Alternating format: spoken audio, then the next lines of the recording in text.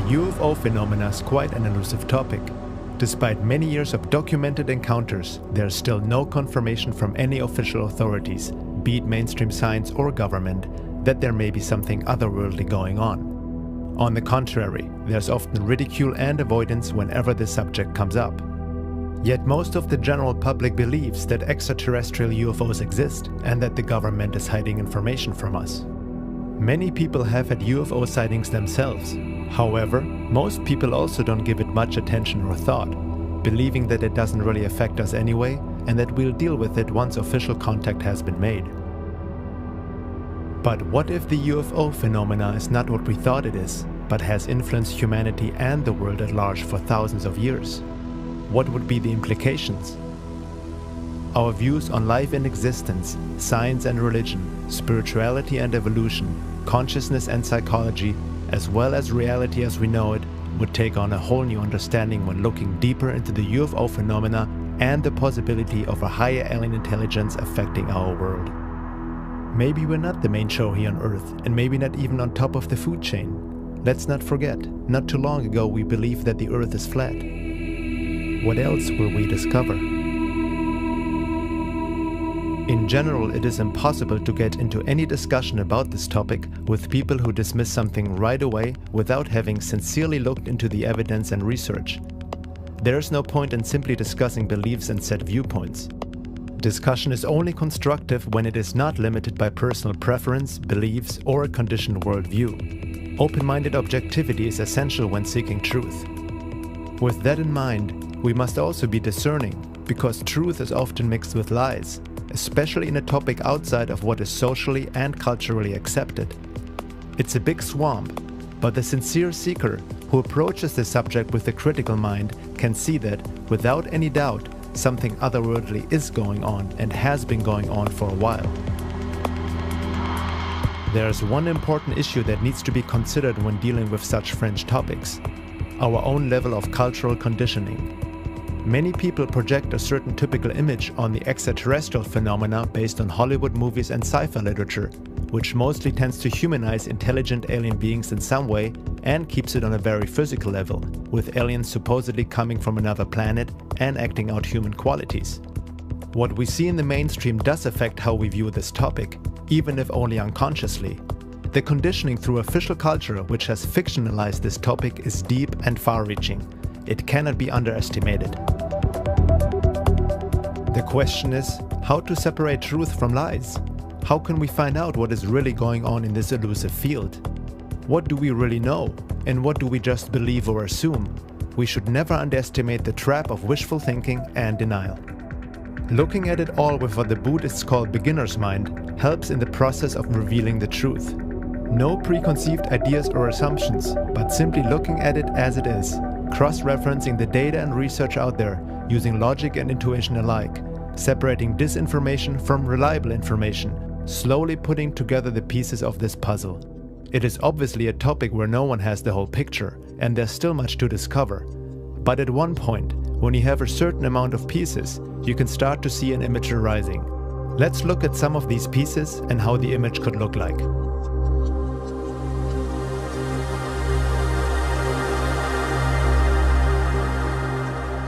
When it comes to well-documented UFO cases, especially involving government and military documents, there's one book to point out, and that is Richard Dolan's UFOs and the National Security State: The Chronology of a Cover-Up. Dolan comes from an academic background, giving him the much-needed critical but open mind when researching such matters. He holds an MA in History from the University of Rochester and a BA in History from Alfred University. Prior to his interest in anomalous phenomena, Dolan studied US Cold War strategy, Soviet history, and international diplomacy. UFOs and the National Security State is a historical narrative of the national security dimensions of the UFO phenomenon from 1941 to the present. Included are the records of more than 50 military bases relating to violations of sensitive airspace by unknown objects, demonstrating that the US military has taken the topic of UFOs seriously indeed. Some believe that UFOs are just developed Nazi technology or secret military projects but have nothing ET-like to them. Others explain UFOs with Jungian psychology as a projection of our collective. For anyone who doubts that the UFO phenomena is real needs to read this book. It is well documented and clearly shows that the government and military are very aware of the UFO issue and do not have a handle on it.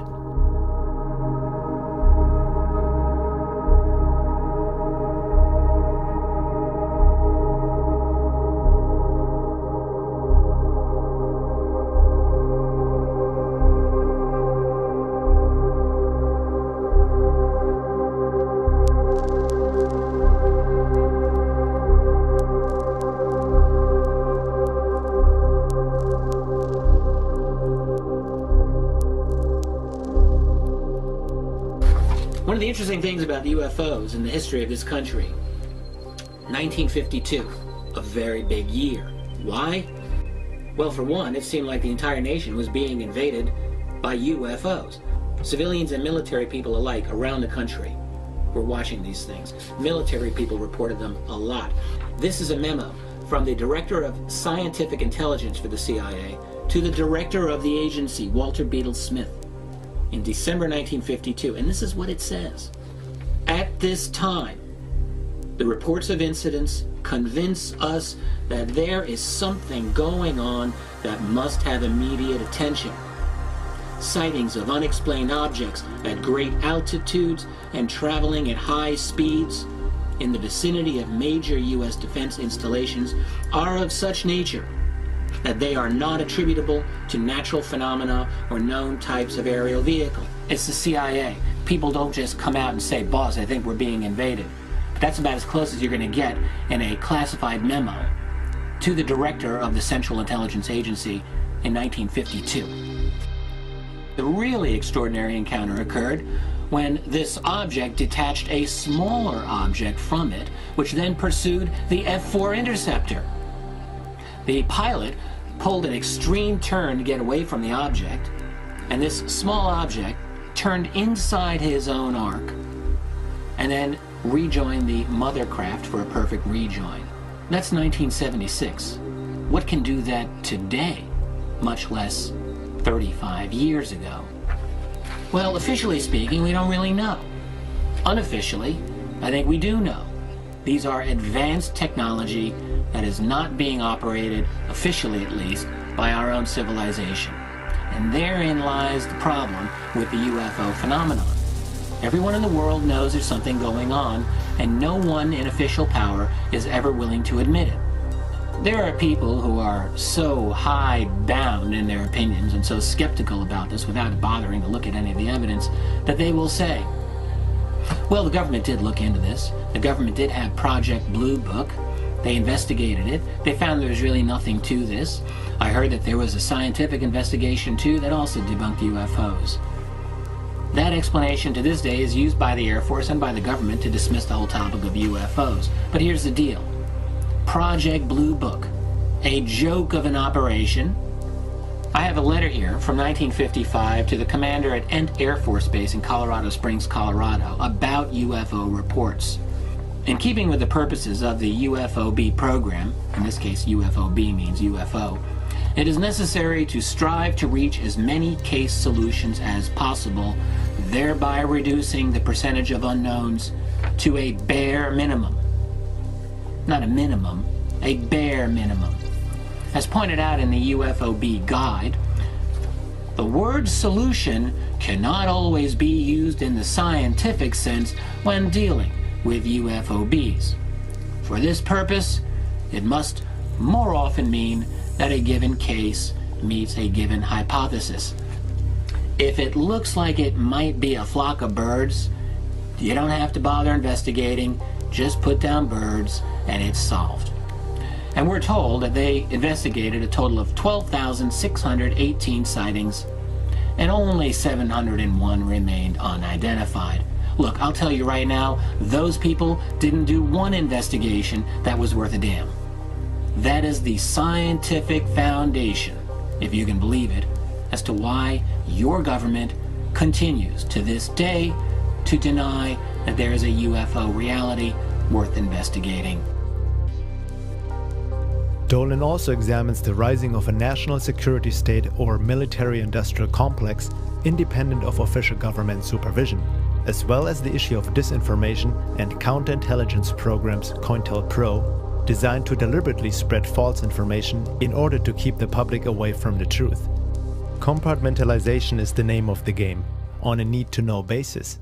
That's how secrecy works.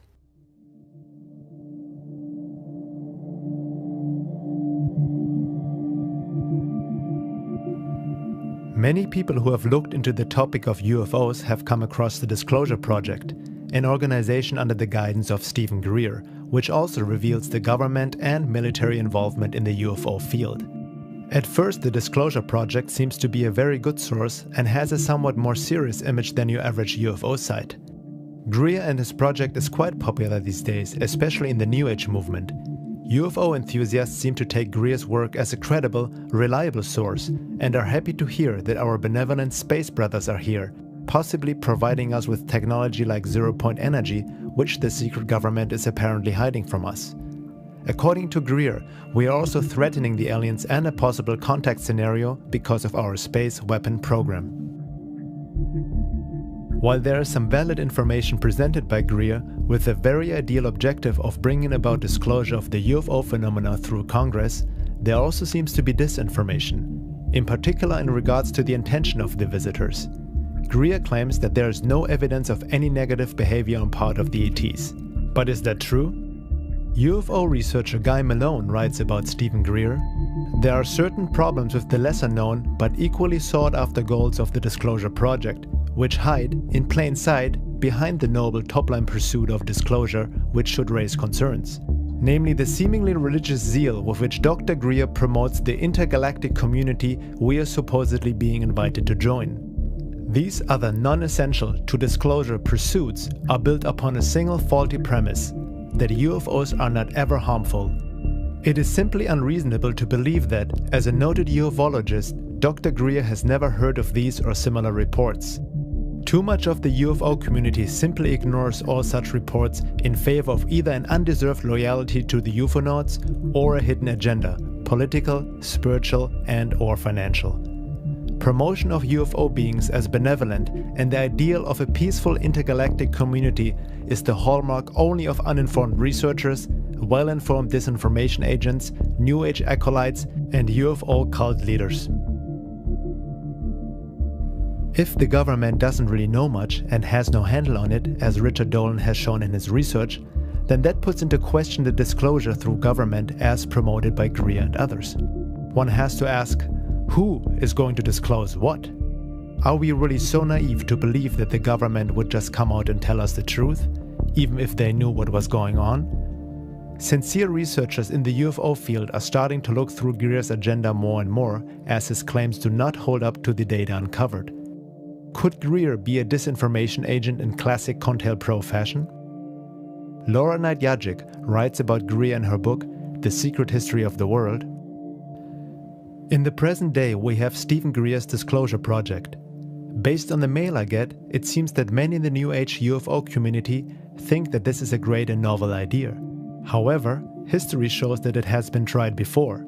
The one thing about Greer's effort that suggests it is just more and better COINTELPRO is his attachment to the "aliens are here to help us" idea, which is directly contradicted by history.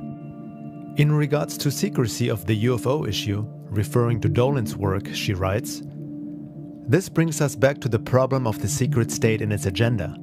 Some people believe that this secrecy is absolutely essential. They say that the public simply could not handle the truth about aliens. They say that there is no reason to spoil people's lives with the truth because there's nothing that the average person could do about it anyway. Is that really true? Would there be so much effort to conceal the alien agenda if disclosure of the truth wasn't harmful to that agenda?" Dolan's chronological history of the actual interaction between UFOs and the public and the corresponding behavior of the military, the intelligence community, the media, the scientific community in its interaction with the public make this abundantly clear.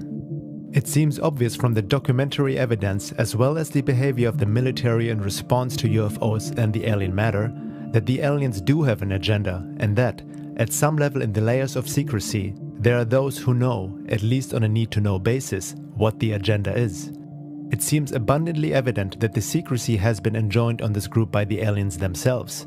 What is more, a careful assessment of the evidence does not suggest a benevolent agenda. Now, what would an alien agenda be that might not be in our best interest?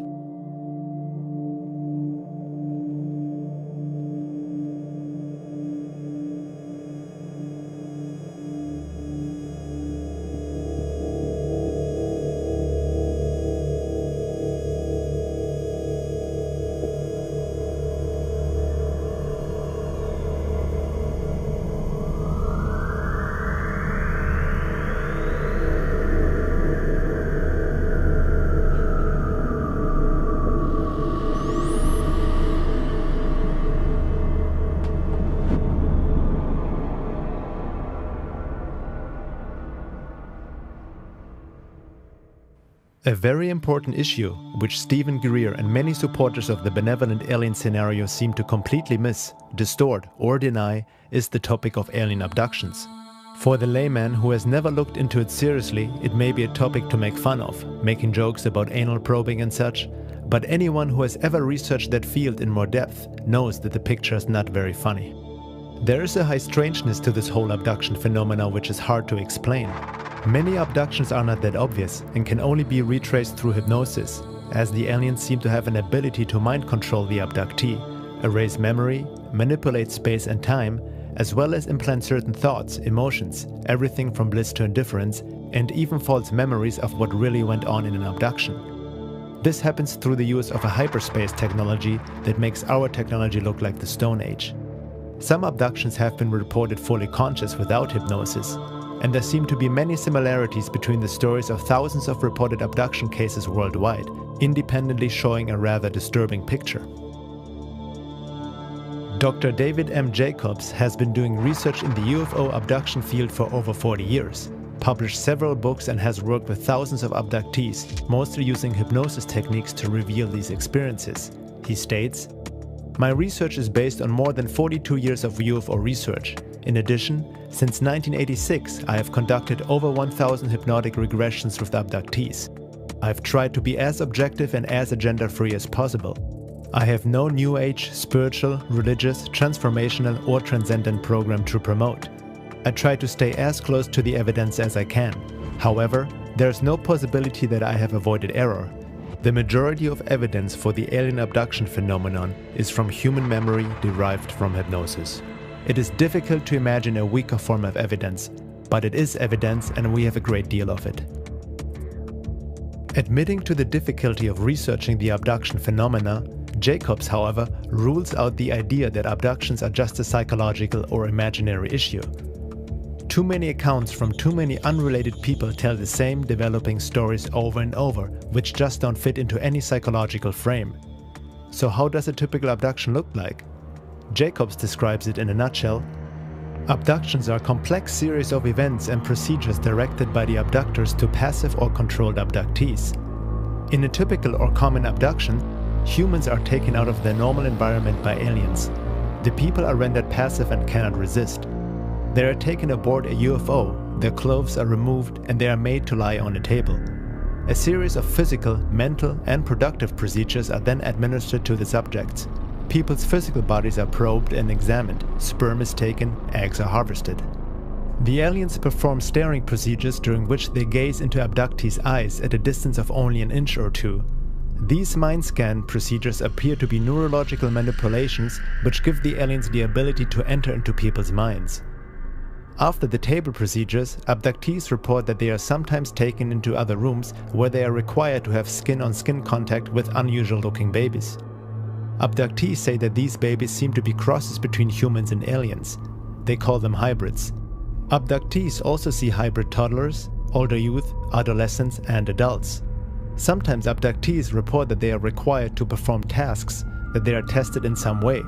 They say that machines are brought in to examine them. They sometimes are required to have a form of sexual intercourse with other humans and sometimes with adolescent and adult hybrids. They are returned to their normal environment and within seconds they forget what just happened to them. The individual abductee accounts are far more detailed. Not all are UFO related. Some have to do with underground bases. Dr. Jacobs says that after all these years of research and putting the pieces together, he can see a picture emerging. It looks like there's a program in the works with a certain goal, and that producing offspring may be one of the objectives behind the abduction phenomenon for the purpose of creating a hybrid race. Some skeptics blame Jacobs for inducing his own belief system through hypnotherapy into his patients, and therefore creating false abduction accounts. However, this doesn't hold up with the evidence Jacobs and other researchers have come up with, much of it even without the use of any hypnotherapy. It only shows that skeptics haven't really looked into the research and are more trying to validate their own belief system rather than objectively looking for truth. In regards to the typical debunking of the abduction phenomena, be it through the scientific or spiritual community, Jacobs says, "In my 40 years of UFO research, the last 20 of which spent studying the abduction phenomenon, I have learned a simple evidence truism. All debunkers make one or more of three fundamental mistakes.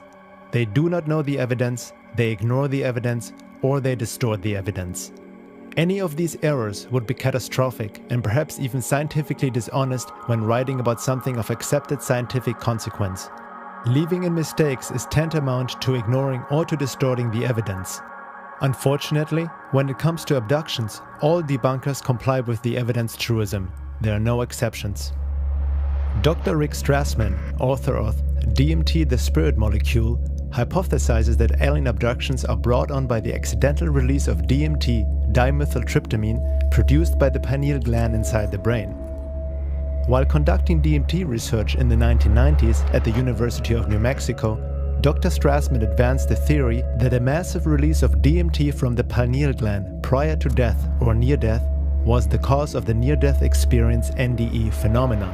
Several of his test subjects reported NDE-like audio or visual hallucinations, while others also reported contact with other beings, alien-like, insectoid or reptilian in nature, in highly advanced technological environments where the subjects were carried, probed, tested, manipulated, dismembered, taught, loved, and even raped by these beings.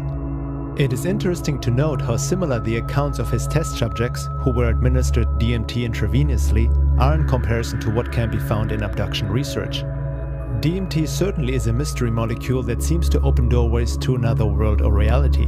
However, Strassman's theory that abduction experiences are brought on by the accidental release of DMT seems to be short-sighted when taking a closer look into the alien abduction scenario.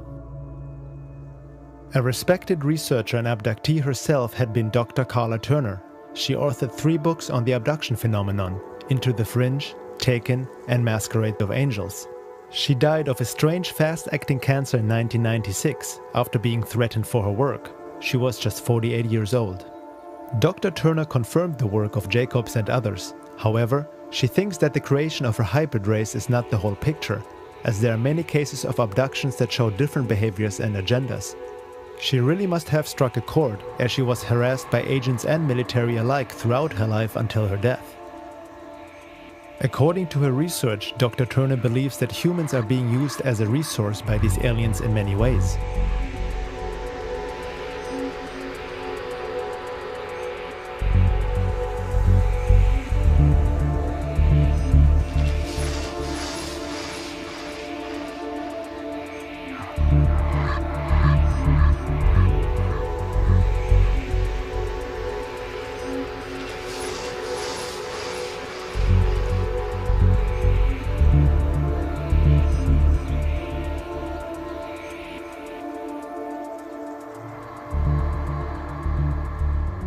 Here is a list she put together based on countless abduction accounts, research, and analysis. Aliens can alter our perception of our surroundings. Aliens can control what we think we see. They can appear to us in any number of guises and shapes. Aliens can take us, our consciousness, out of our physical bodies, disable our control of our bodies, install one of their own entities, and use our bodies as vehicles for their own activities before returning our consciousness to our bodies. Aliens can be present with us in an invisible state and can make themselves only partially visible. Abductees receive marks on their bodies other than the well-known scoops and straight-line scars. These other marks include single punctures, multiple punctures, large bruises, 3- and 4-fingered claw marks, and triangles of every possible sort. Female abductees often suffer serious gynecological problems after their alien encounters.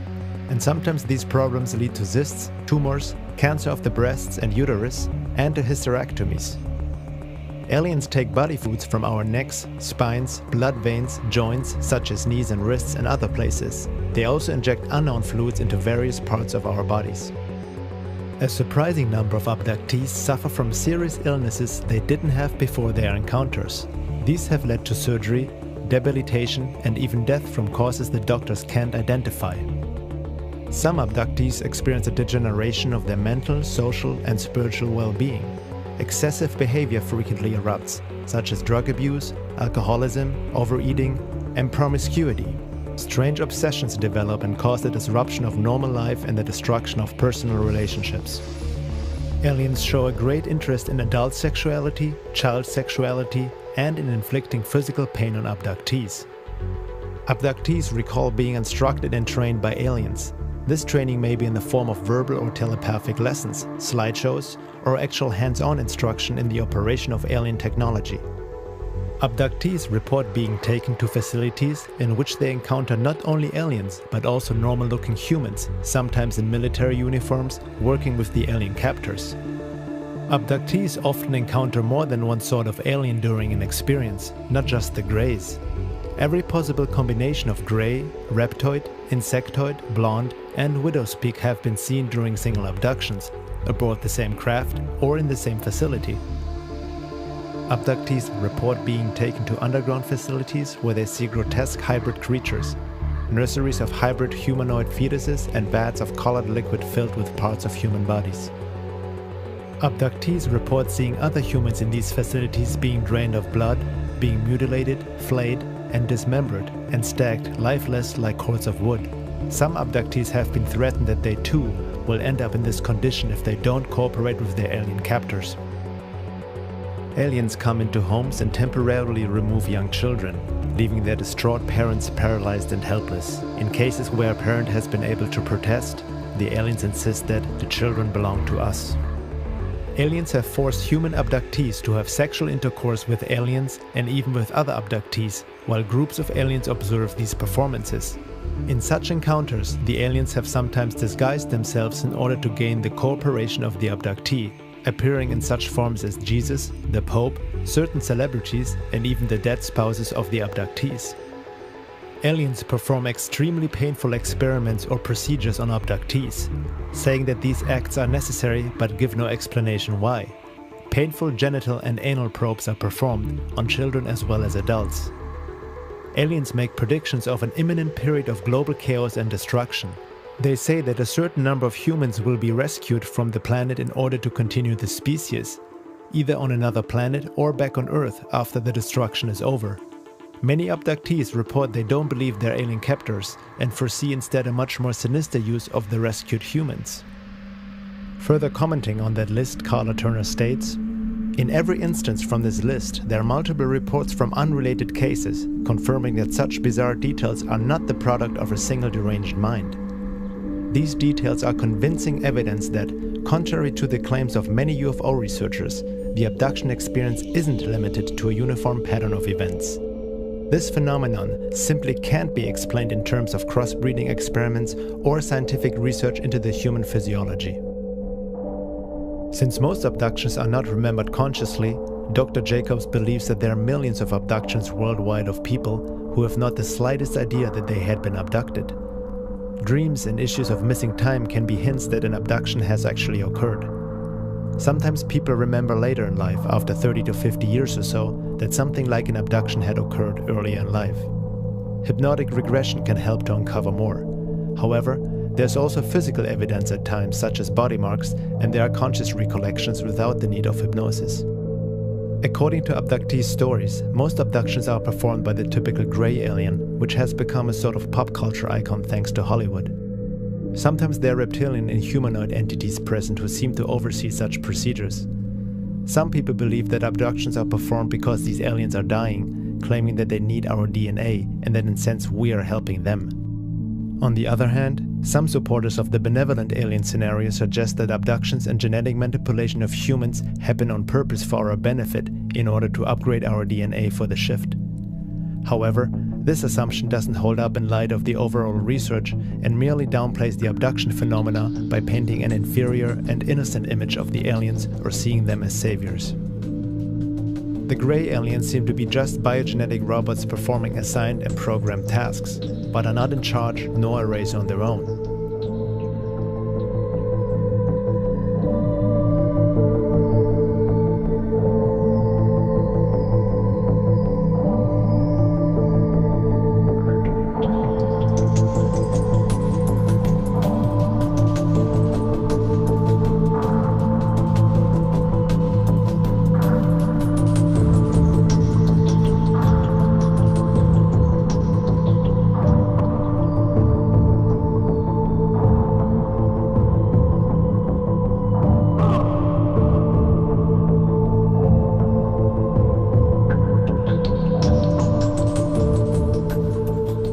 Greys have a tiny mouth slit, a resemblance of a nose and ears, but there's no suggestion that they use five-sensory perception, eat, breathe, or use speech like humans do. Communication is done by telepathy.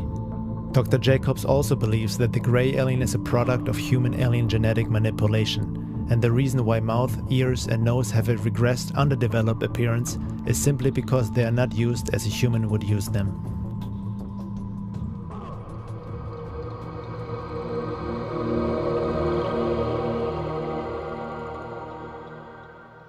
Stanton mentioned the need to hold ourselves to facts in this field, and I think that is extremely important. We should repeat that 10 times a day as we go through the work in this area. The problem, of course, with the abduction phenomena, as with a lot of ufology, is that the nature of the alien activity is designed deliberately to keep us from having much in the way of concrete evidence. Designed that way. It is not an accident.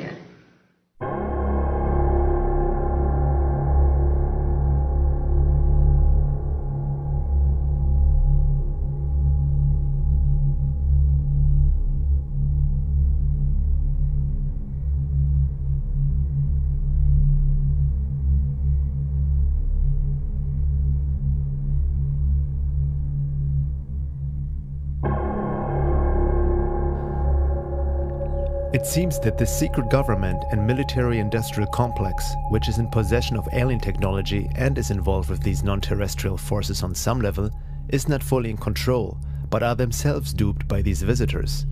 Looking into military abduction accounts, MyLab, researched by Dr. Carla Turner, she has reports by people who have been abducted regularly by aliens and then also started to get abducted by military personnel, who then questioned the abductees about what the aliens wanted from them and what they conveyed to them. Whatever is going on, the alien forces seem to have their own agenda and are not just in partnership with the secret government.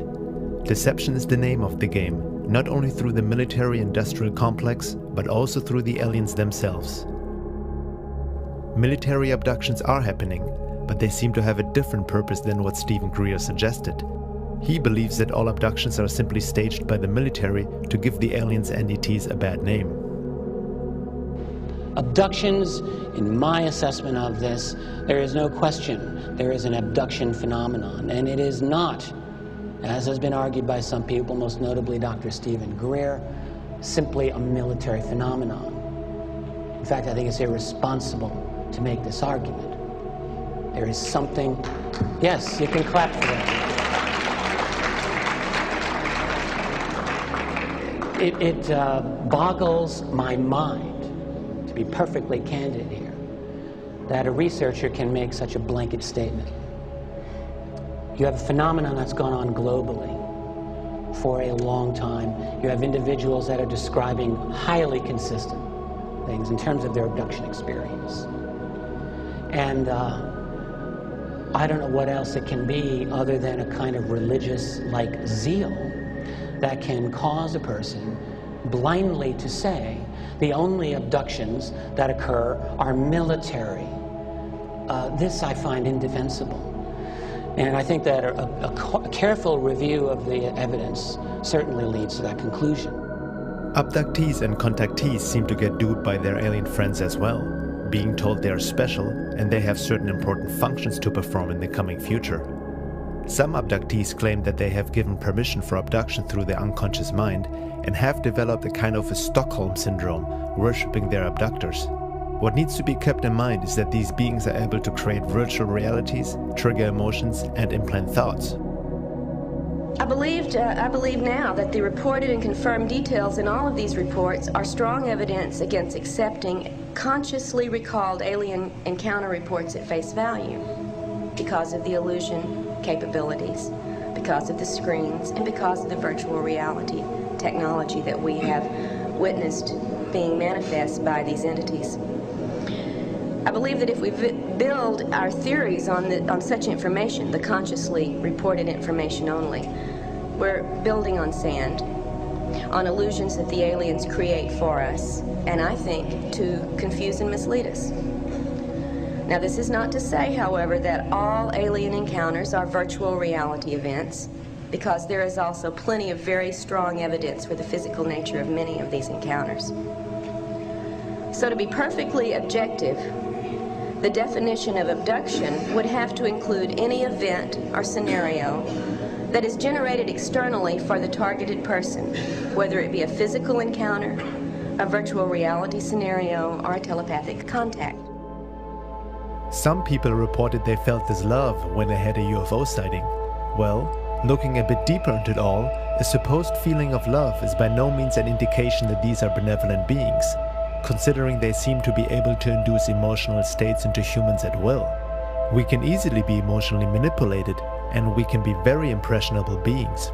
Movies are a good example of how sound and vision alone can make us laugh, cry, or be scared, let alone what hyperspace technology might be capable of that is clearly far superior than anything known to man.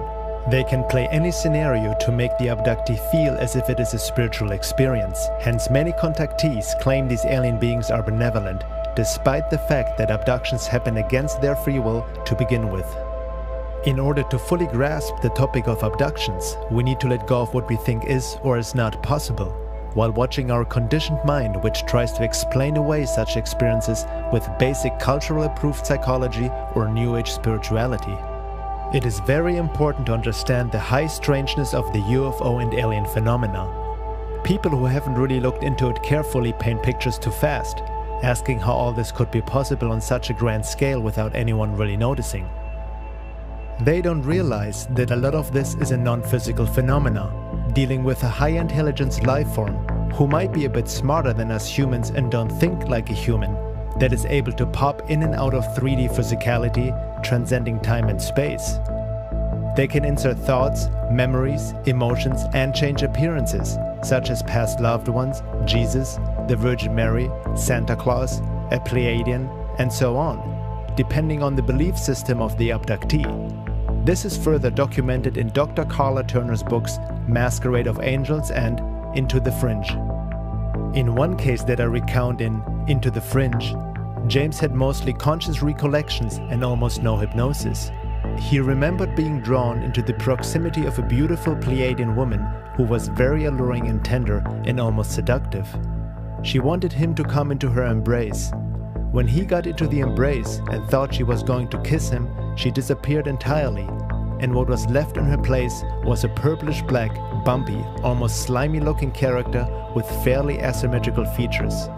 I have encountered the same type of creature in a couple of other cases. The entity was very strong. Instead of embracing James, the creature threw him down on the ground and shoved a 2-foot-long tube down his throat, into his stomach, and pulled up stomach juices. The next day, he still had some of the bile taste. The interior of his throat was sore, and he discovered claw marks around both sides of his neck where he had been held down. Laura Nadjajek writes in The High Strangeness of Dimensions, Densities, and the Process of Alien Abduction. Another disturbing factor that emerged from my research was that these beings, whether demons, vampires, or aliens, seem to have the ability to control our thoughts to a certain extent, our physical bodies, the weather, and even events in our lives. Many people reported that their abductors were benevolent beings, but when we consider all the factors of the big picture of the phenomena, it seems that such stories of benevolence may be misleading. The first matter is the intrinsic deception at the heart of this agenda. and that's something that's become clearer with every new report that surfaces. Whether we choose to call it screen memory, telepathic mind control, technological mind control, or virtual reality scenarios, the entities involved in the abduction phenomenon employ masterful illusory capabilities. And I don't think the importance of this fact can be stressed strongly enough. It must affect all of our thinking and our research when it comes to these alien-human contacts. When we talk about the possibility of an alien race of high intelligence that exists outside our range of perception on a higher density, it doesn't mean that they are automatically spiritually evolved or loving angels. This also doesn't imply that there aren't any benevolent beings on higher realms of existence. However, there is a heavy romanticizing of the alien UFO phenomena going on based on wishful thinking and assumption. Not many people actually question the intentions of these beings. Dimensions are lateral and infinite, and densities are vertical and only 7. Okay. And density refers as much to state of awareness, you know, because obviously if you're in a higher density, you're more aware of the multiple dimensions on the density below you. You know, and as you go up, you know, this just increases, because we as human beings are extraordinarily aware of, you know, many creatures inhabiting the animal kingdom and the world around us, the natural world and so forth. So we're aware of many dimensions below us. And we'd have to say that these higher dimensional or higher density beings have the same perspective on us that we have on, and that's kind of a scary thought, especially if you realize that they may not have your best interest at heart. And just as the farmer has a lot of awareness of the many dimensions of his herd of cows, he knows them very well, because he knows which ones he's going to butcher to have put in his freezer. Could there not be the possibility that there is an alien intelligence that has been around far longer than we imagine, and who may look at us like we look at and use in many ways lower life forms on this planet as a resource, and even as food? Food doesn't have to be physical, and these beings seem to feed off our emotions and energy.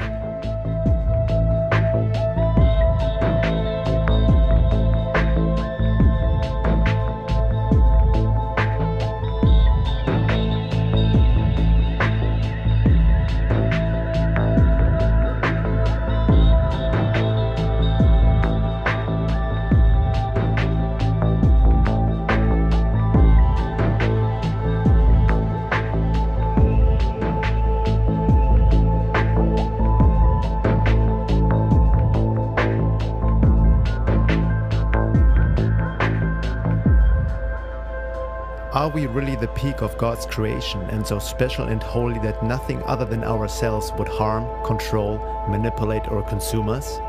Are we really that anthropocentric and ignorant to think that way? What do we really know? Humility is not our greatest strength. We usually give some quick explanation to uncomfortable questions rather than admitting, I don't know, and making more sincere efforts to gain knowledge and understanding, even if it contradicts our long-held beliefs. We trust official authority, science, religion, government to give us these answers so we can go on and make a living, not needing to think too much about the more disturbing aspects of our world. But maybe our official culture, with its institutions, is also a product of and influenced by the other, the alien mind, or predator, as Don Juan called it, hence the debunking, ridicule, and avoidance of this topic in the public. Usually, if people admit that there might be other life forms visiting this planet, they tend to project human qualities into these visitors, rejecting anything that doesn't fit into this conditioned image of our space brothers. It's a typical, the aliens don't behave how they are supposed to, excuse and denial of the abduction phenomena. Who are we to even assume to know how another non-human life form thinks or behaves to begin with? Some abductees have had healings done by their alien abductors, but maybe it is for a whole different purpose than just caring for the sake of caring.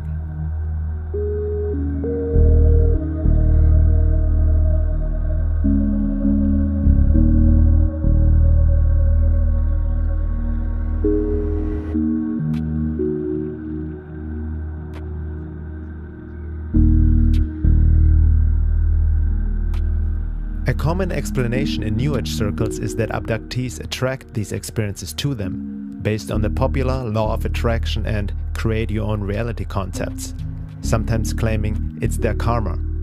This seems more like an escape and justification without carefully studying the phenomena. The hyped New Age teachings of today, which many people believe without questioning, shouldn't justify anything that may not look pretty. Millions of children have died in Iraq since the war. Do we also say it's just karma?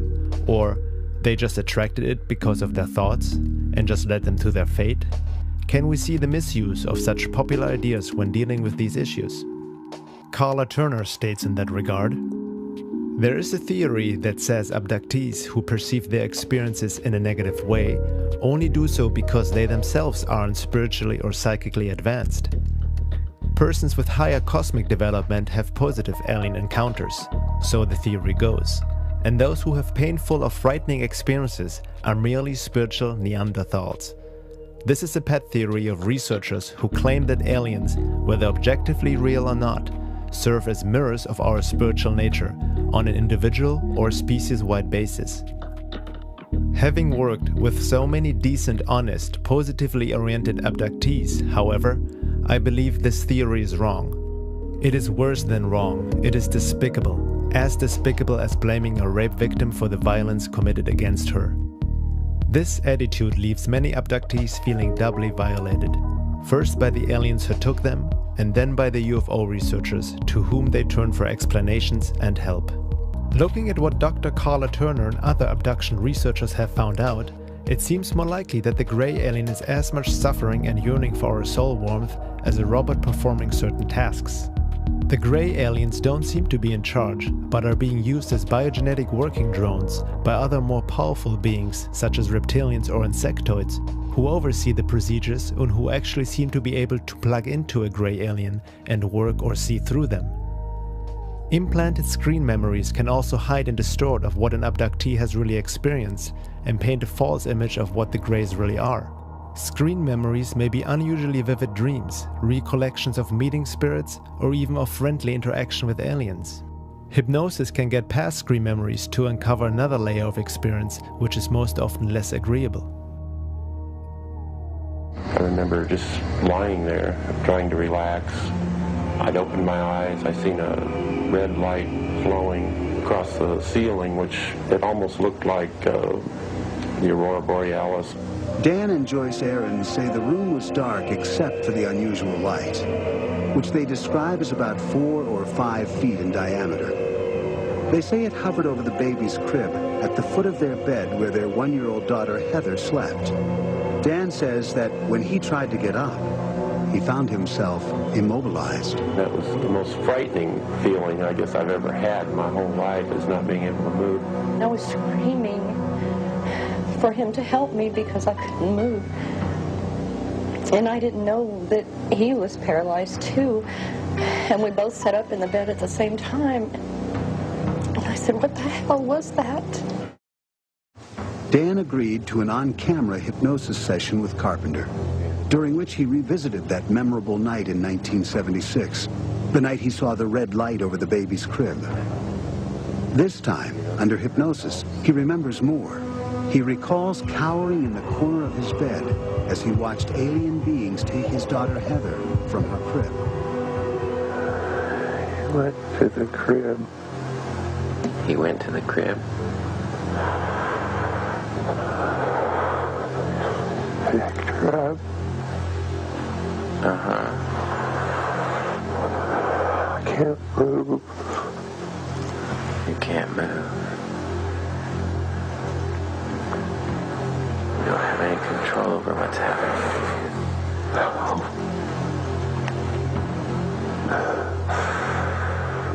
What do you see happening now? He took her. He took her. Under separate hypnosis, Dan's wife Joyce recalled the same sequence of events. They both say little beings marched them outside. Together, the family was floated onto a spaceship. I never wanted it to happen to my children. I didn't realize until later that it had. But when they took her, I couldn't do anything. Abductions start as early as infancy and can occur till late in life. Some people have been abducted hundreds of times. Many abductees are living in fear, not knowing when the next taking will happen, not being able to prevent it, not being able to talk about it for obvious ridicule in the public. Many need to even hide these experiences from their families. Some are so utterly confused that they go mad, even committing suicide. Carla Turner suggested a number of steps abductees could take in the face of alien provocation. Educate yourself about the phenomenon. There is some control in knowledge. Let go of fear. It is through fear that negative entities maintain control. Anger is a more effective defense than fear. Abductees should be aware of how they are reacting. They should learn to step out of themselves and to maintain perspective. Maintain a good quality of life. Be realistic about what can and cannot be done. Stay close to your families. Confide. You don't need the burden of carrying this around without being able to talk about it. Abductees have reported that anger and getting upset at the entities does actually help. Also, by educating themselves and learning more about the abduction and UFO phenomena, they can create an awareness which seems to offer protection. As the saying goes, knowledge protects, ignorance endangers.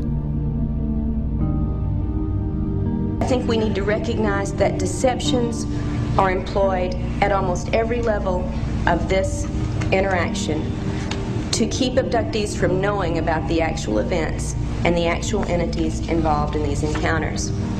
To me, maybe I'm just a suspicious sort, this implies that there's something they don't want us to know about.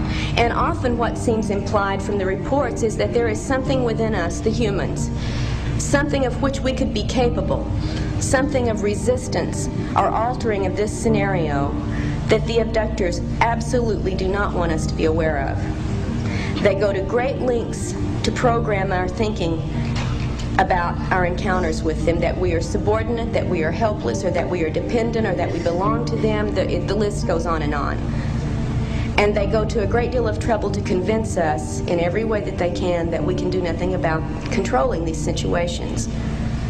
The good news is that in a number of cases in the past couple of years, that hasn't proven to be true. Abductees are finding more and more specific instances in which they are able to resist the illusion suggestions, in which they are able to say no to procedures, and in fact when they have been able to break free of actual controls. This to me is a great step forward, and I think it's going to be something growing with any luck. We're going to find abductees are realizing there are ways to change this entire pattern of activity. But what is very disturbing is the complete denial of this issue, not only in the mainstream scientific community, but especially in the progressive truth and New Age movement.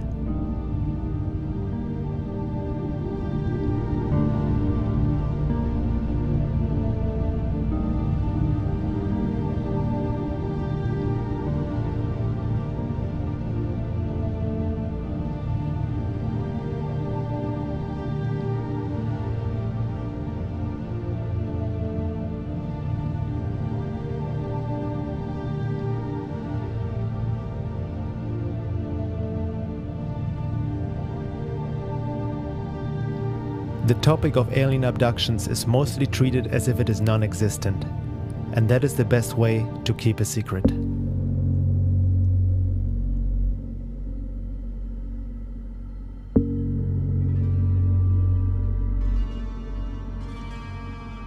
Looking at the high strangeness and hyperdimensional aspect of the UFO and alien activity, one can say that it is certainly not just a physical phenomena. And these crafts don't seem to have technology like we think in terms of a spaceship. After all, who says that these aliens come from another planet anyway? While NASA is looking for organic life on Mars, the real show is already happening right here and has been for a long time. Contact has been already made, but it is not how we thought it would have happened. Maybe our physical world is just embedded in what longtime UFO researcher, scientist and astronomer Dr. Jacques Vallée calls a control system. If we look at the world from an informational point of view, and if we consider the many complex ways in which time and space may be structured, The old idea of space travel and interplanetary craft, to which most technologists are still clinging, appears not only obsolete, but ludicrous. Indeed, modern physics has already bypassed it, offering a very different interpretation of what an extraterrestrial system might look like. I believe there is a system around us that transcends time as it transcends space. The system may well be able to locate itself in outer space, but its manifestations are not spacecraft in the ordinary nuts and bolts sense. The UFOs are physical manifestations that cannot be understood apart from their psychic and symbolic reality. What we see in effect here is a control system which acts on humans and uses humans. Vallée also stated that it would be false to say that these UFOs fly like a plane or rocket would. With technology that transcends time, space and gravity, space travel may take on a whole new meaning. One has to wonder why such a topic of immense importance for science and the world is still widely ignored and denied by official culture. Abduction and UFO researcher James Bartley explains, "Unfortunately, the human race has been poorly served by the scientific community. This should come as no surprise, considering the disproportionate amount of funding the scientific community receives from tax-exempt foundations, multinational corporations, the Department of Energy, and the Pentagon, just to name a few. To provide such funding and then encourage real scientific study of UFOs would defeat the purpose of the long-standing, well-documented debunking and disinformation campaign against UFO reality. Since scientists are conditioned and trained to discount the reality of UFOs, it is relatively easy to convince some of them to be UFO debunkers, especially if they will be paid for their debunking efforts. Scientists cannot be expected to think or behave any differently.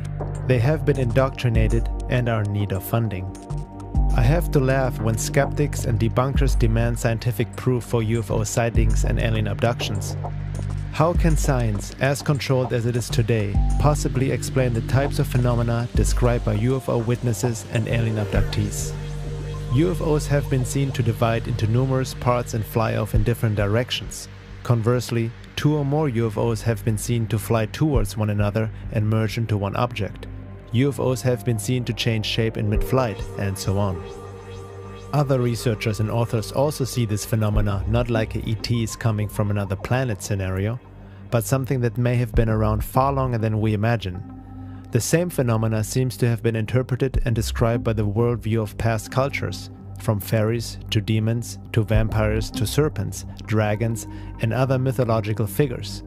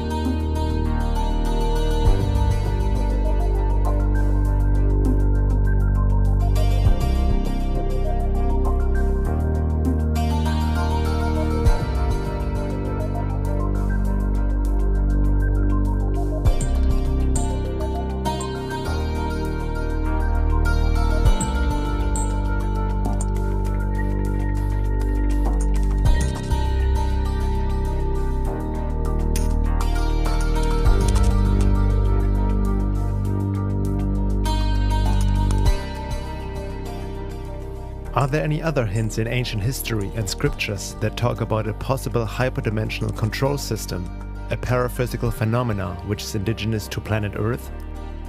The Gnostics are giving us some insights into the idea of hyperdimensional realities and beings inhabiting them.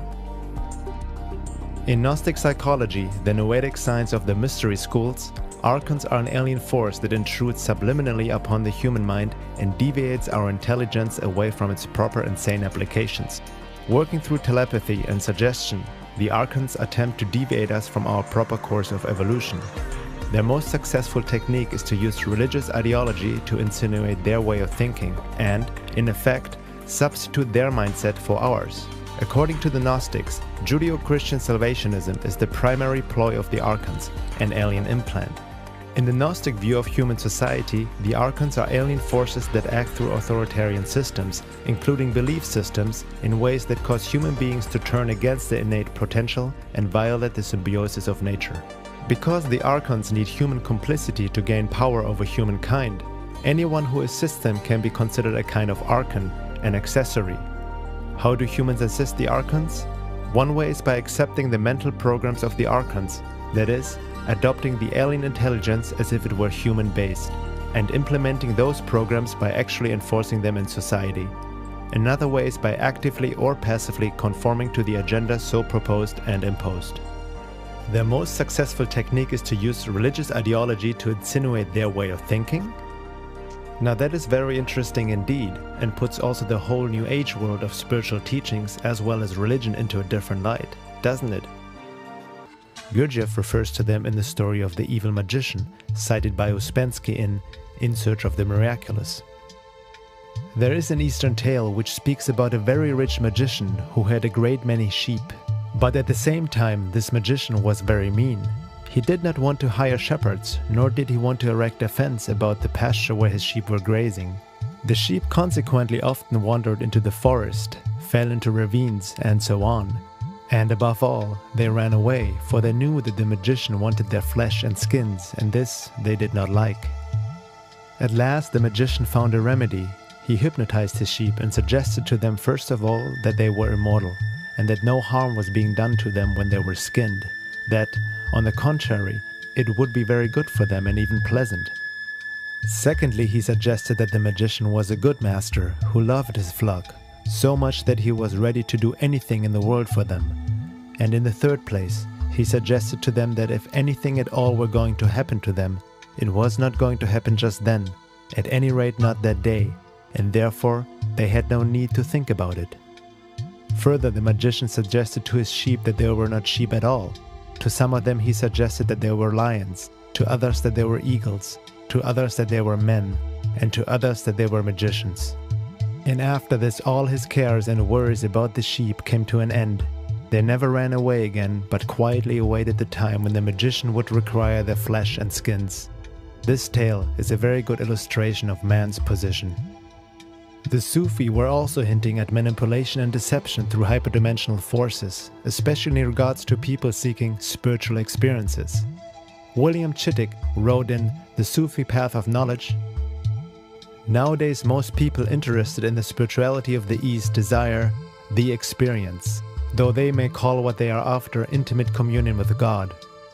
Those familiar with the standards and norms of spiritual experience set down by disciplined paths like Sufism are usually appalled at the way Westerners seize upon any apparition from the domain outside of normal consciousness as a manifestation of the spiritual. In fact, there are innumerable realms in the unseen world, some of them far more dangerous than the worst jungles of the visible world." Al-Arabi himself said, "So preserve yourselves, my brothers, from the calamities of this place, for distinguishing it is extremely difficult. Souls find it sweet, and then within it they are duped, since they become completely enamored of it."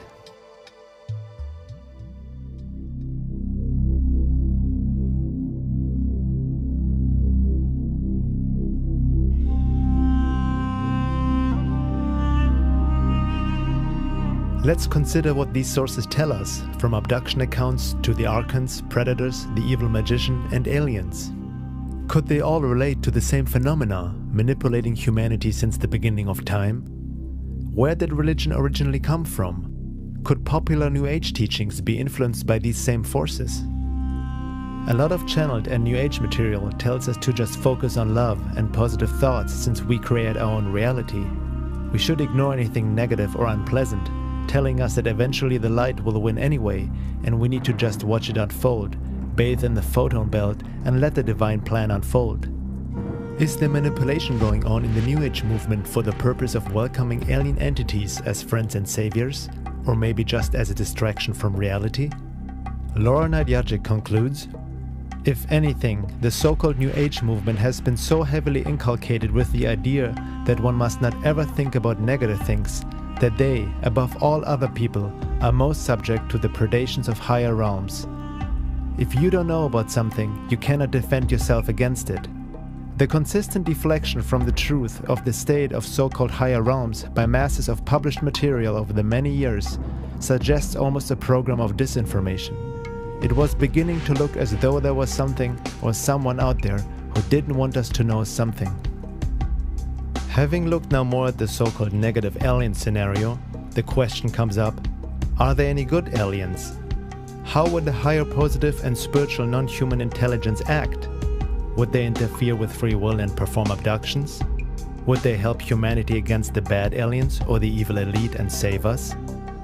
Or is it more up to us humans to learn our lessons in order to truly evolve spiritually, discerning truth from lies, learning and gaining knowledge of what is truly going on without being held by forces of whom we really don't know much about to begin with? What are these beings who claim to want to help us and land on our shores as promoted through popular New Age channelings these days? That doesn't mean that there aren't benevolent forces out there, but the negative alien scenario is being overlooked and denied in many ways. Maybe once we have learned our lessons, being able to truly see what is going on and act, behave, evolve accordingly, then the good ETs will come and join us, or we will join them. But in the meantime, it is up to us to grow and learn, discern truth from lies, true revelations from clever forms of deception. In our current state of being and evolution, we are more prone to being manipulated than joining any form of galactic federation of higher spiritually evolved beings. Isn't that obvious? We must become that first ourselves. And the major part of conscious evolution is not just about trying to focus on love, but also making the darkness conscious and learning the lessons therein, within and without. As the Russian mystic Boris Muravyev said, illusion, thinking it is reality, takes reality for illusion. Maybe the "We are all one" New Age slogan, as true as it is from a higher perspective, must also be carefully re-examined with a sober and objective eye. Sure, Bush and Gandhi are one, but one of them doesn't seem to have any conscience at all, and not even the remote ability to feel any compassion, love, or understanding, fully cut off from the higher centers of consciousness. Is he or others in power really human to begin with, just because he looks like one? What does it mean to be human? We always say that this is just human behavior, but never question it.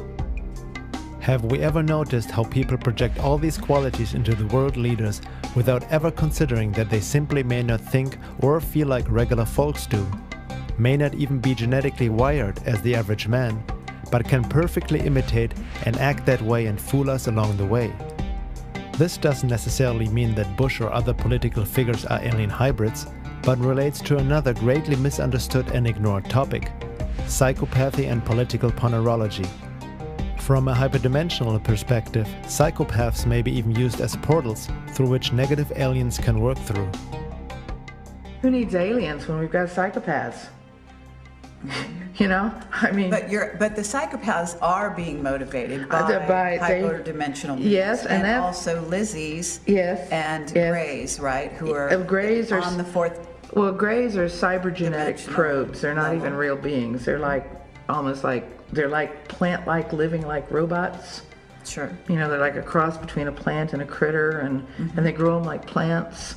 You know, and they send them because they can function in our reality much more easily than the overlords, who have great difficulty making their vibrations match with our reality.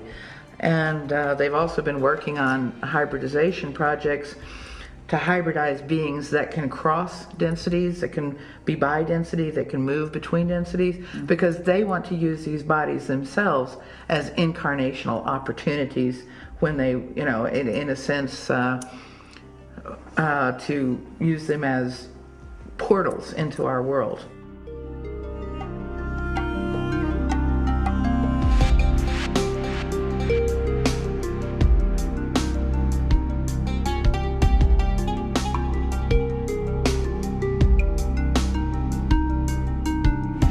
Millions of children are reported missing each year, never to be seen again.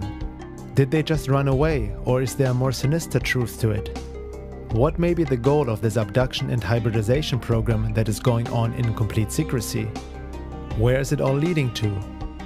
Some suggest as a replacement after cataclysmic changes have wiped off the majority of the population, like a reseeding. This may sound like a bad sci-fi movie or fear-mongering to some people, yet anyone who has sincerely looked into it knows that the UFO and alien phenomena has a darker side that can't be just ignored.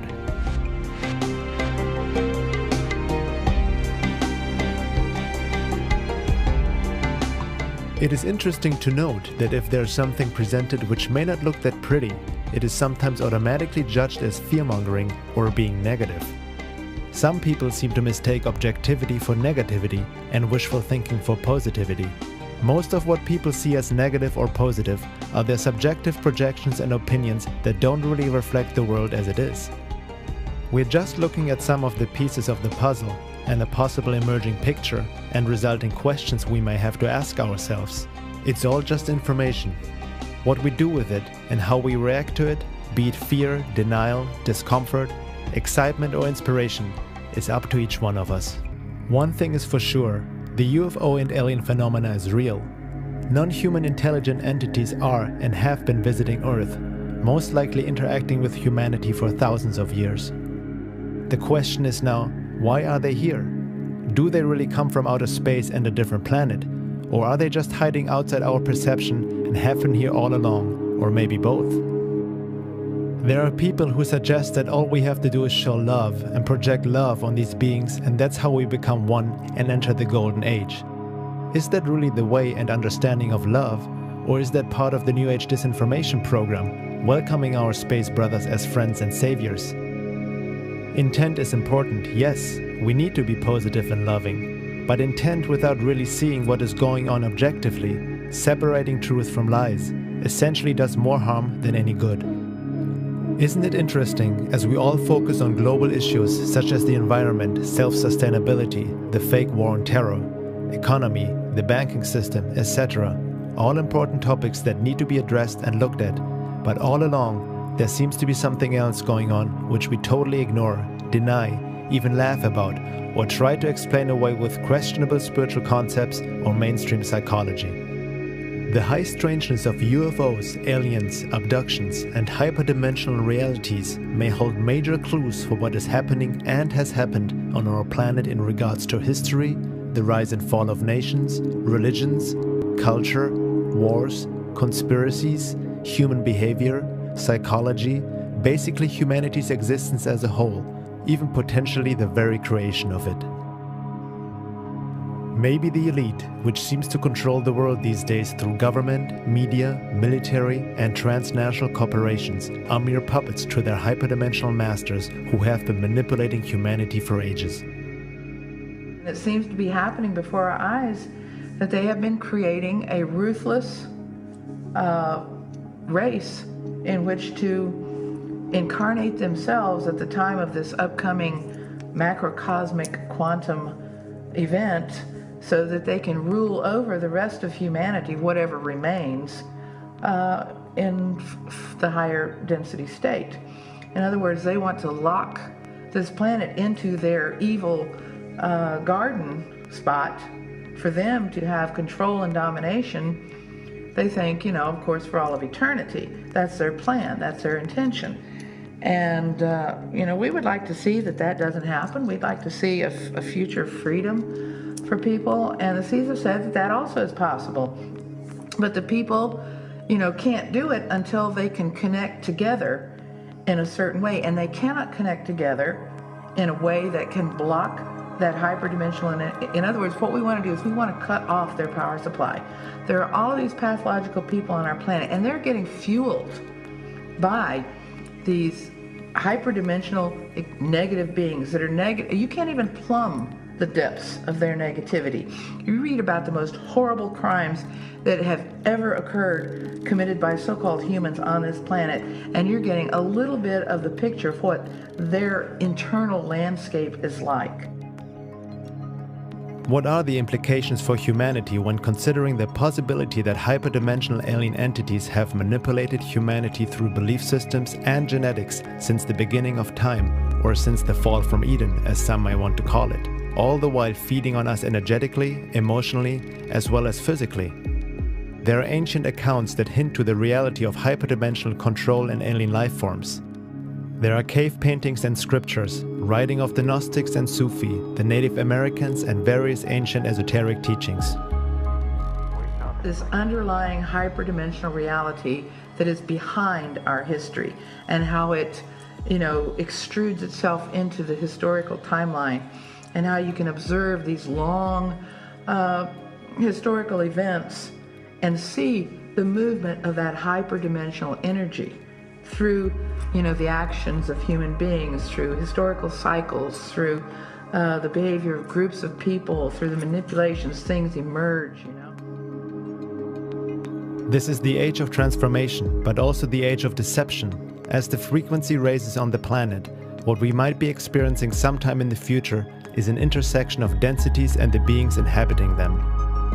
Perhaps the aliens haven't really traveled from a distant planet, but have been here all along. Some researchers suggest that the Anunnaki are returning to Earth. Maybe they never left, but have been here this whole time, just right outside our range of perception. As one abductee said, they may see us as their property and Earth is their farm. We are the resources and food. Or another more disturbing quote by an abductee. To them we are just cockroaches. We might laugh at such statements, but millions of people are going through these experiences which the mainstream labels as psychological issues. Maybe we should give the abductees a closer listen, as well as the researchers in that field, before we look away too quickly.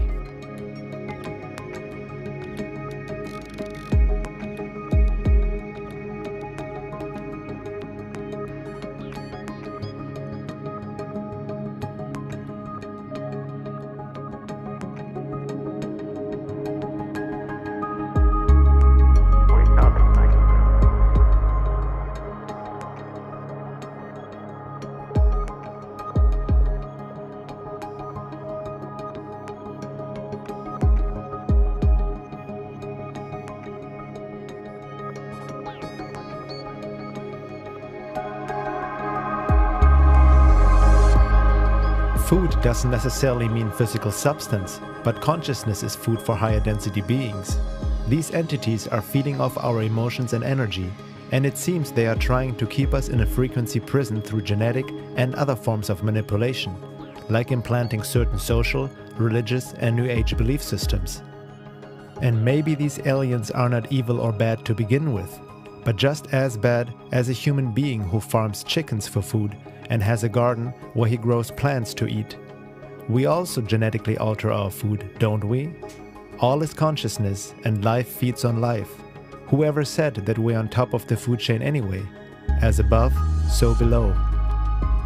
Some people ask, if the negative aliens are really here and so technologically superior, why haven't they attacked and taken over? Any openly hostile alien invasion, as seen in numerous Hollywood blockbusters, can only be bogus because only a primitive race like us would act like that. A higher intelligence with a technology beyond our present understanding is far more efficient and subtle. The most efficient takeover is if the target chooses out of free will to be captured, yet believing to be free. A deeper insight in that regard is given by Michael Topper in his article, The Positive and Negative Realms of Higher Densities. We have to understand here that the true negative realm agenda is to eat consciousness. So this actually prevents an overt takeover in literal physical terms. If an invasion was detected, this would mean that the veil would be lifted and all would see the man behind the curtain and would be disgusted and turn away. Just as in The Wizard of Oz, those ruby slippers have to be obtained very carefully. Gathering the essence is an art of great subtlety. The negative alien plan is, in its purest sense, stalking. The aim of stalking is to create a completely controlled artificial environment composed of thoroughly predictable human behaviors. Made predictable because they have been programmed to respond to cues of conditioning, and all of this revolves around a story that is actually untrue and wholly misrepresentative of the real negative aim. The primary object of negative stalking is to persuade through strongly influenced but not robotic behavior patterns the free choice of the targeted consciousness to align with negative higher density existence. Because, in the long run, the object is the eating of functioning units of consciousness by the negative hierarchy, with free will intact. It is not good food otherwise.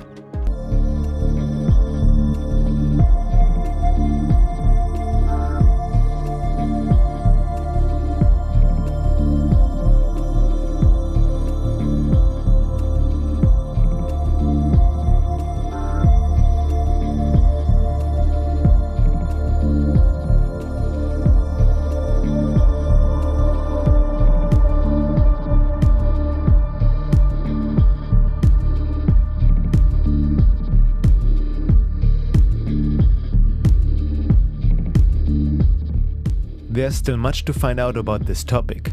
This is just some food for thought, no pun intended.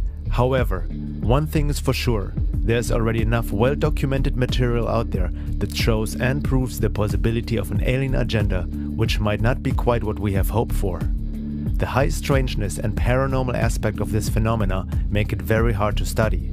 The fact that these beings and UFOs act in stealth and secrecy with obvious intent to keep the truth away from humanity at large doesn't make the issue easier and doesn't speak well for them.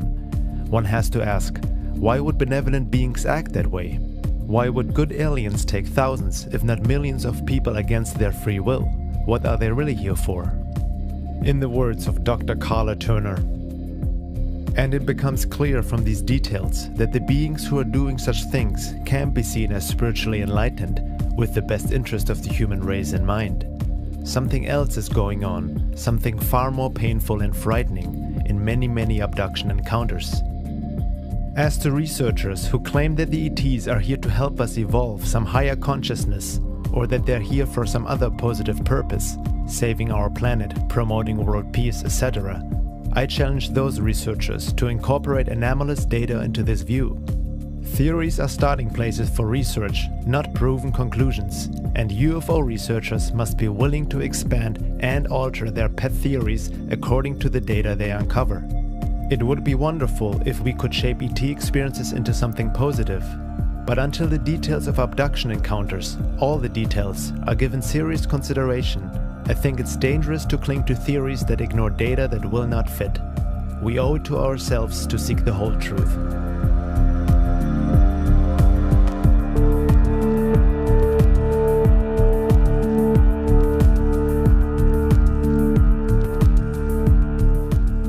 We need to get out of our habit of romanticizing anything that has to do with alien intelligent life forms according to our wishful thinking, nor deny the UFO reality completely out of conditioned non-belief, nor buying into any fear. This means growing up and becoming spiritually mature, being able to look at the world as it is, the dark and the light, without preference, and understanding what dark and light really means to begin with, moving from subjectivity towards objectivity, re-examining our beliefs and so-called spiritual knowledge we have gained over the years, which we at times just repeat without questioning. Everything from Eastern and Western religious teachings to mainstream New Age stuff and various spiritual teachers who have been on Oprah and on mainstream TV, marketing a passive, self-centered kind of spirituality to the masses in this billion-dollar heavy New Age industry. What is really going on? A true awakening or further manipulation and control? The deception in this day and age is massive and cannot be underestimated.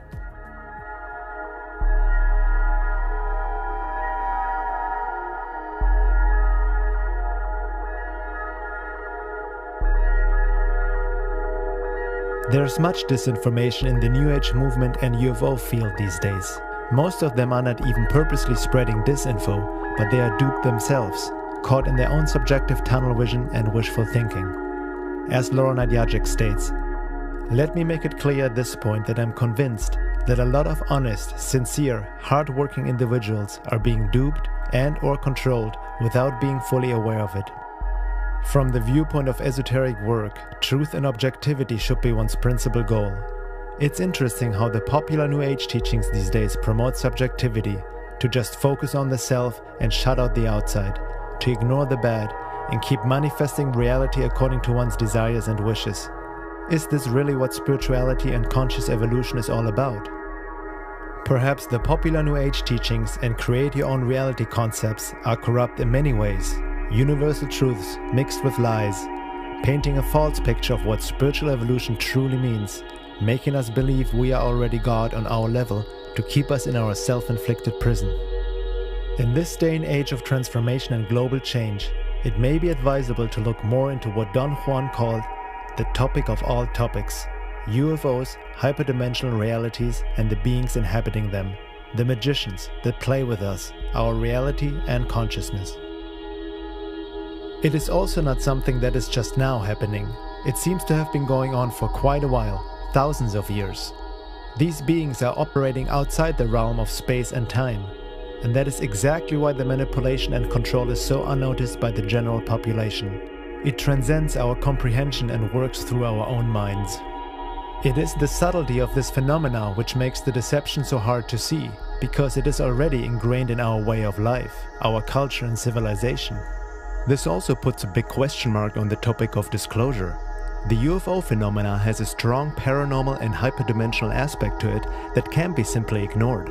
Many supporters of disclosure and exopolitics seem to ignore or oversimplify that issue.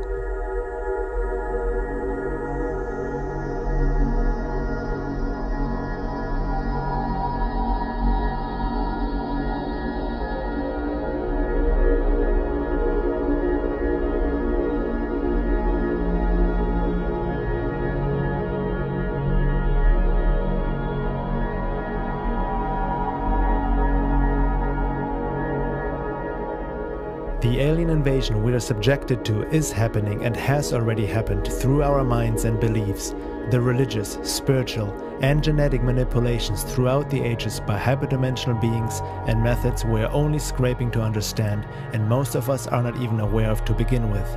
It's state-of-the-art mind control.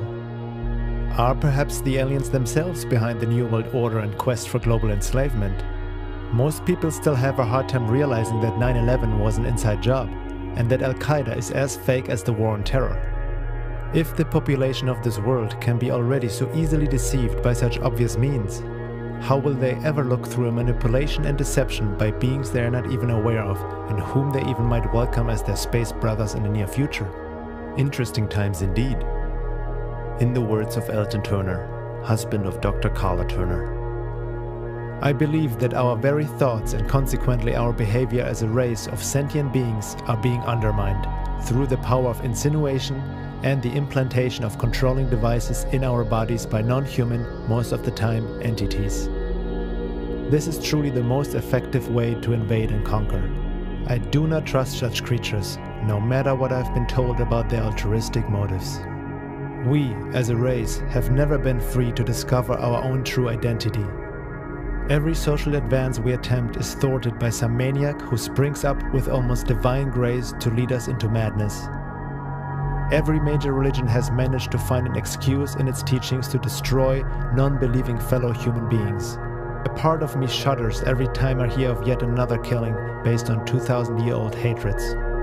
What law allows us to continue with such atrocities? What influence keeps such hatred and fears alive? Why are we abductees so afraid to ask for help from our own society? We have been invaded, but I do not yet believe that the battle is over. Invasion with sticks, knives or guns is a human reality, not necessarily a universal one. There are very sophisticated mechanisms being used in the invasion of our world. Why should our invaders use pointed sticks against us when they can get us to sharpen sticks and use them against each other? Can there be a more successful military campaign than one in which no shot is fired and in which the conquered populace gladly and openly welcomes their enslavers? We are being programmed mentally and socially to accept our invaders as saviors, not a conquering force. The researcher asked me if I personally knew of harm that has come to anyone at the hands of or because of the aliens. Yes, harm has come. My early youth was damaged severely by the unconscious knowledge that I was being used by some non-human agency.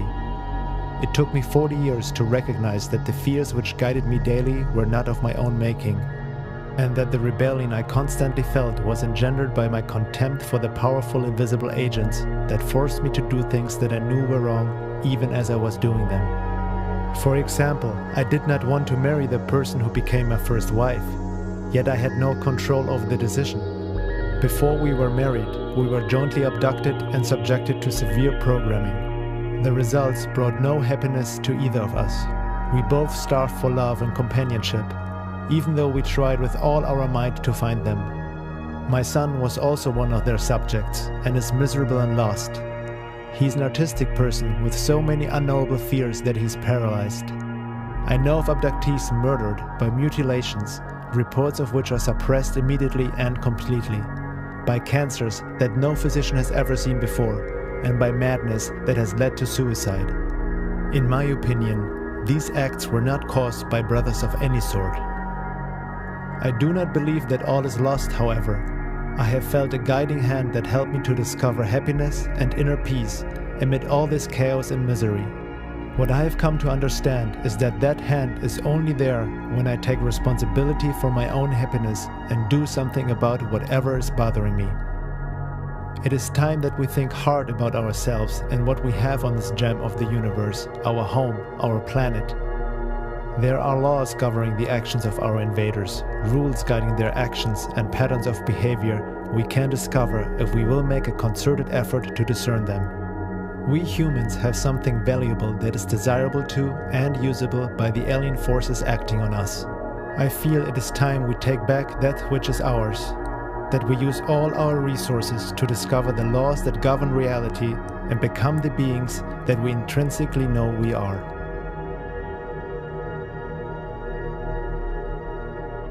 We're in a very unstable period of our history. It's like everything's bouncing around. That is exactly, in my view, the type of environment in which some monumental mistake will occur, in which the secret will come out in some way. I don't know how. I don't know what the trigger will be. It's going to happen. When, I don't know either. I predict within 10 years. Now, when it happens, there's going to be attempts, you know this, to control the spin. Okay? It's going to happen. And so it's going to be our job, the job of any responsible researcher, and your job, to ensure that that does not happen. We've got to make sure that the actual truth comes out, even if it's horrible. Even if it's horrible, especially if it's horrible. There's no other way we're going to be able to deal with the reality until we learn the full import of what is going on. But there may be some extraterrestrial or interdimensional or non-human intelligences that may not be working toward our best interest. If we don't acknowledge that at least as a distinct possibility, I think we're fools. We have to, even if their intentions may not be bad. What happens to indigenous cultures when they encounter a highly technically proficient society? We know. And maybe in the long run things get better for them. I don't know. You can decide that for yourself. But the point is that we have to be vigilant against a variety of fronts here. Hope and fear. Fear is an enemy. We know this. Because when we are afraid, we react irrationally to things. We don't think through. Hope is an enemy too, though. That sounds kind of wrong, doesn't it? Everyone likes to have hope. Don't give up hope. But here's the problem with hope. Hope also deludes. We need to have a cold eye. We have to be able to look at reality in as alert and awake a fashion as we can. What is true higher consciousness? Well, it starts with awareness, with seeing things as they are. Not as you want them to be, not as you hope they can be. You have to see them as they are. And it is only through going over that first large hurdle, I feel, that we can really attain a true higher consciousness, a true awareness in which we are awake, not asleep. No matter what the truth ultimately proves to be, we have to go for it. I mean, without it, we're like children playing with shadows. And we're ignorant, and we're certainly unempowered to deal with and confront whatever the real entities are behind this masquerade. To take it all at face value is foolish. To take none of it at face value is ridiculous. Investigations into this field there cannot be anything more important for us to be doing right now than to dig past our wishes, dig past our fears, and dig for objective reality and understanding.